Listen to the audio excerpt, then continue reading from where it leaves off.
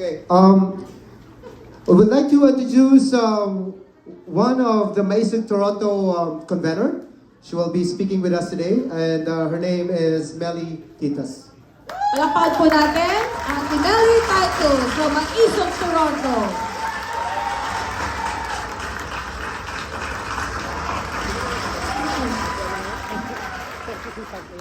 I would like to acknowledge first the presence of Tita Tessie Kusipan.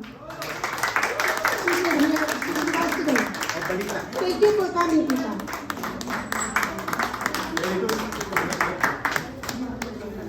Nagka-lunch namin si Kaya Eric kanina. Marami na kami napag-usapan. So ngayon, isi-shortcut ko na lang. But before that, hindi pwedeng 3 minutes sa akin ha. Kasi binibilang ko mga minutes. Oh, minus pa yun ha. Okay. Ano to? Nung nagkaroon ng sales sa Davao, yung week na yon nagpunta ako sa church namin. By the way, I'm a Seventh-day Adventist. At saka meron ako mga invite. Yung Seventh-day Adventist dito.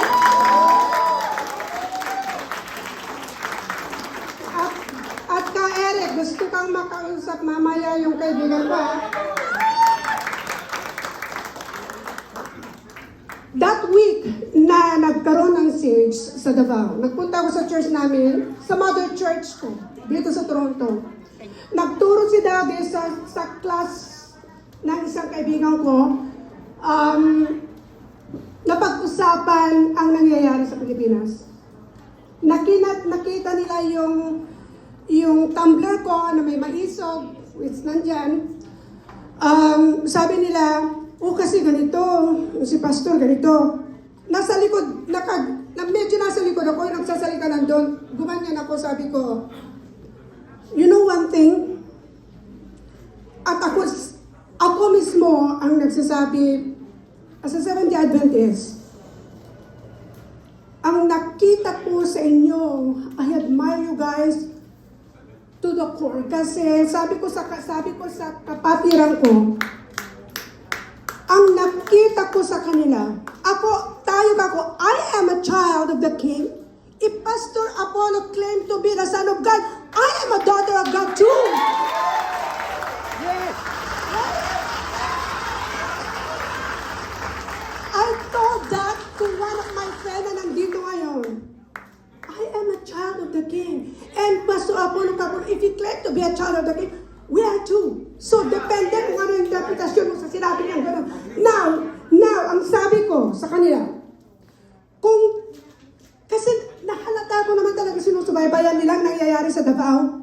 Sabi ko, I am Seventh-day Adventist, pero ang nakita ko sa kanila, sabi ko, the faith that they have, yung in-instill ni Pastor na pananampalataya nila, sabi ko, wala pa ako nakita sa church natin na ganito.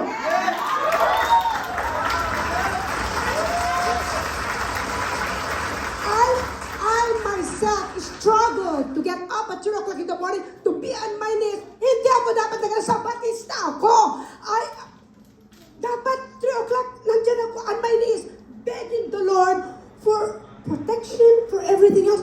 Ba't di ko magawa? Pero nagagawa ninyo. Sino ako? Tumagyan din.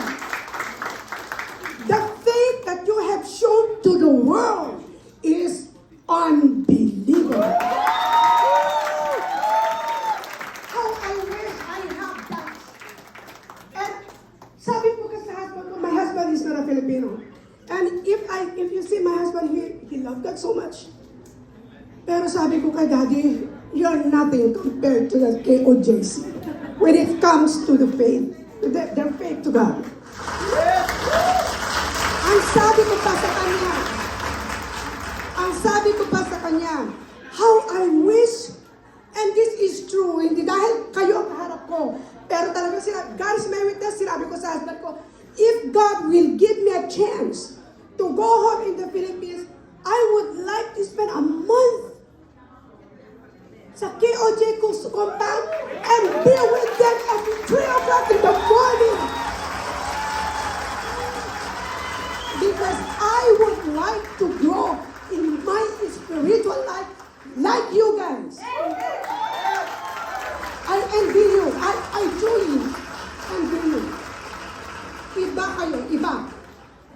you how I wish, and this is my wish, for my church to have that kind of faith. Malapit ng Panginoon. We have to have that faith. Praise God for that. Now,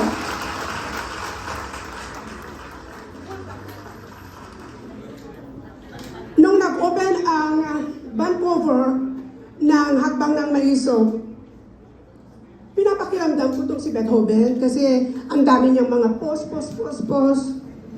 tungkol sa mga nangyayari. Puro mahal ka.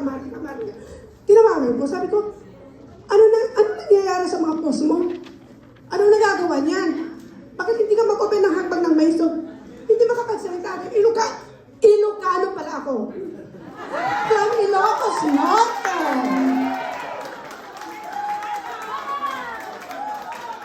From Ilocos Norte. Would you like me to rub it in? From Ilocos Norte. Ang sabi ko sa kanya, mag-o-open tayo ng Hakbang ng Maisog. Anong ginagawa mo? So, akala ko kasi loyalista ka. Loyalista naman talaga ako. Pero kailangan ba ako maging bulag na loyalista?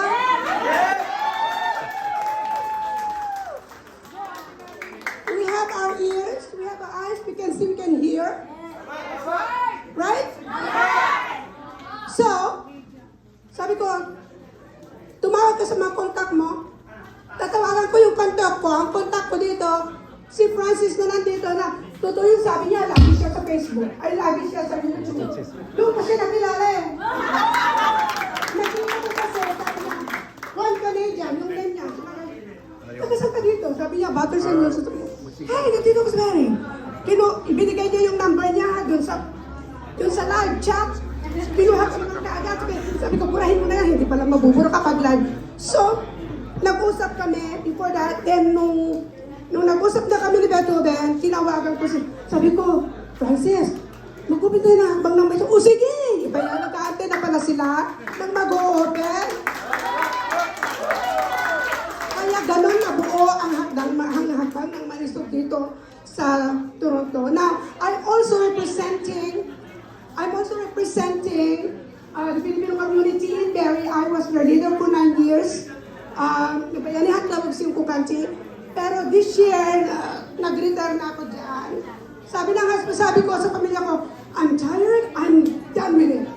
Pero nag-open ako national ka. Sabi ko, akala ko napagod ka na. Hindi para sa bayan ko to eh. So, sabi ng husband ko, which na-meet na ni Kuya, sabi niya, okay. Sabi niya gano'n, let's pray for this. We pray about it, and here I am, standing in front of you guys. Wala na tayong ibang nakikita talaga sa administrasyon na ito, kundi puro pagnanaka, puro corruption. Ang sabi ko kanina nung nag-alis kami, nung si Marcos Sr., pangalawa tayo sa pinakamataas. Dumating yung junior, ibinaba tayo hanggang sa... What's wrong with this guy?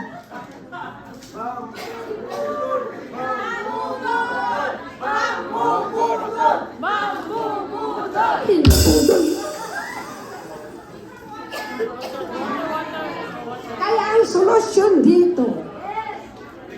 Gusto niyo pakinggan ang solusyon? Good. Mahilig sila sa AKA, mahilig sila sa AX, mahilig sila sa tupad. Kaya sabi ko, itong mga mahihilig na ganito, i-AX na natin sila. Tapos, i-AKAP natin ang PDP natin.